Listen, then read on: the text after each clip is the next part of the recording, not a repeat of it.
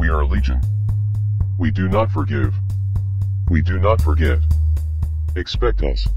Anonymous Malaysia memberi amaran kepada kerajaan Malaysia. Kerajaan menerusi Agensi Keselamatan Cyber Negara NAKSA memandang serius mengenai ancaman terhadap laman web kerajaan. Kerajaan menerusi Agensi Keselamatan Cyber Negara memandang serius ke atas ancaman terhadap laman web kerajaan yang dikeluarkan kumpulan penggodam Anonymous Malaysia.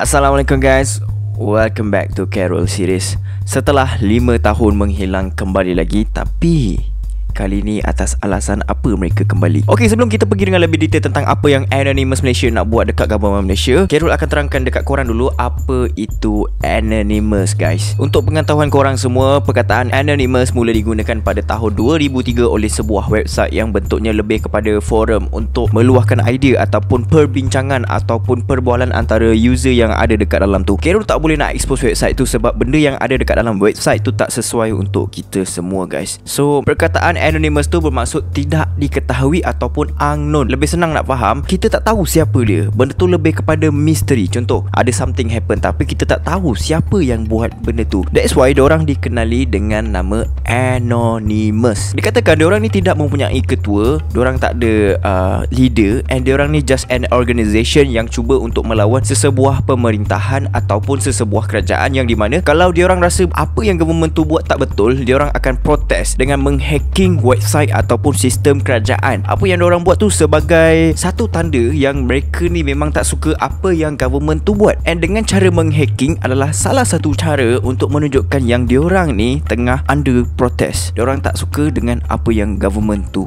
buat. Dah 2 kali dah cakap.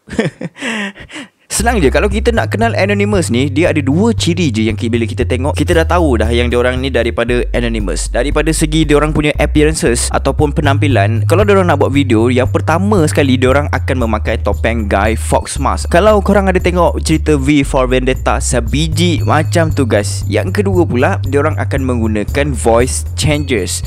Diorang akan menukar suara diorang kepada suara yang lebih garau ataupun bukan suara diorang lah, senang cerita. Dikatakan semua ni adalah salah satu cara untuk mengelakkan daripada dikesan pihak berkuasa. Diorang tu tak nak dikesan dengan mudah oleh pihak berkuasa. Tapi tak bermakna jika diorang buat macam tu diorang invisible, diorang tak dapat dikesan. Ada je beberapa orang yang dikatakan antara ahli Anonymous berjaya ditangkap oleh FBI. Antaranya adalah Jeremy Hammond and Ryan Cleary. Kalau korang nak kira buat cerita pasal hackers, sila komen di bawah. Pada tahun 2011, Anonymous telah melancarkan Operation Malaysia, iaitu ia merupakan protes terhadap kerajaan Malaysia yang didakwa menapis setiap kandungan internet dan menghalang pengguna untuk mengakses ke laman web perkongsian fail seperti Pirate Bay dan macam-macam lagi guys sebenarnya. Operation Malaysia dijalankan kerana dikatakan benda yang Malaysia buat tu dia telah melanggar hak asasi manusia. Itu daripada pandangan Anonymous. Jadi pada tahun 2015 pula, Anonymous mengancam untuk melancarkan serangan secara besar-besaran jika permintaan diorang ditolak oleh kerajaan. Laman web yang diorang target adalah gov.my dan edu.my. Benda tu bukan kerana sistem pertahanan laman web tu lemah tau, tapi laman web tersebut merupakan laman web yang penting dalam kerajaan Malaysia.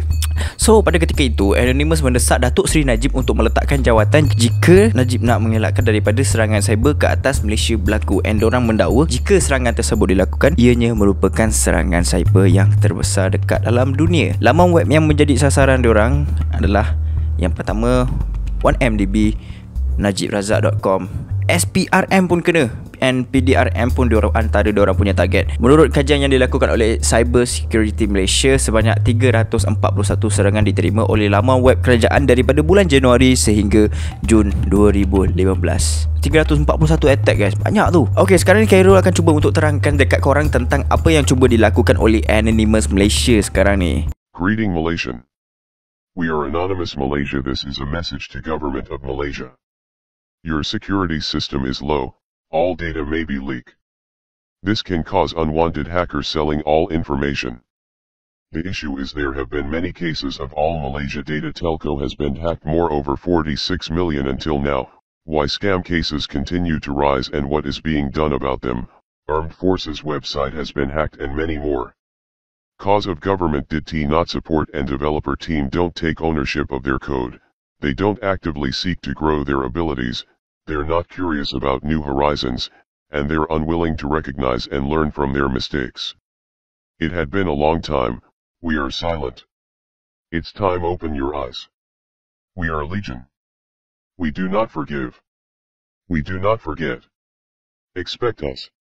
So, berdasarkan daripada video tadi tu, mereka lebih fokus kepada tentang kebocoran data peribadi rakyat Malaysia yang berlaku sebelum ni. So, disebabkan tu, banyak jenayah scam yang semakin meningkat guys. Tapi kerajaan Malaysia masih tidak melakukan apa-apa tindakan tentang perkara tu. Ini yang didakwa oleh Anonymous, bukan Kero buat sendiri. So, kejadian data peribadi terbocor adalah pada tahun 2017 guys, yang di mana sebanyak 46 juta nombor telefon telah berjaya dicuri oleh hackers, yang dikatakan hackers tu adalah orang yang bekerja dekat syarikat telekomunikasi tu juga. Alright, Carol ada baca komen, ada yang kutuk mereka, ada yang mencaci mereka. Tapi kepada yang mencaci tu, korang sebenarnya tak faham apa niat sebenar diorang ni.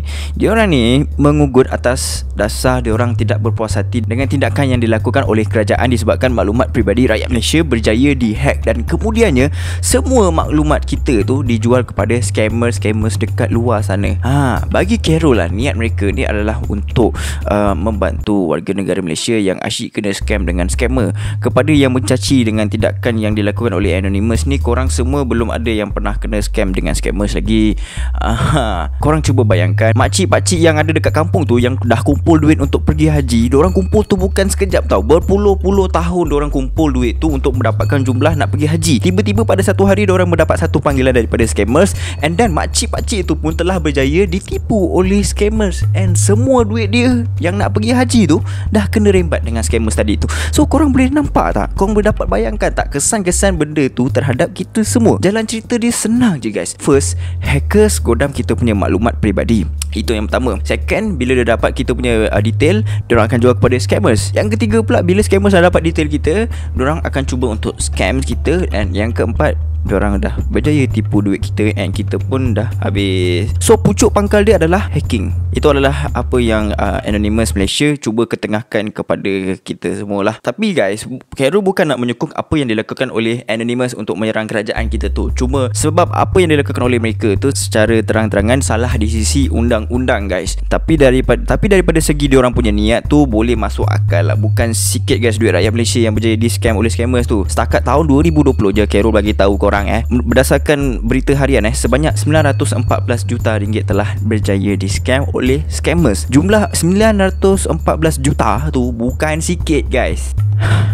Yep, that's why lah. Kemungkinan that's why Anonymous. Sebab apa? Sekarang ni cerita dari Anonymous Malaysia ni, diorang nampak yang Malaysia punya security system low, and then dia cuba untuk cakap dekat government Malaysia suruh perketatkan lagi. And then dekat sini, sebab dah 3 tahun berturut-turut daripada tahun 2017 tu sampai tahun 2020, kemungkinan dekat situ dah banyak gila rakyat Malaysia kerugian duit, kerugian daripada jenayah scam tu.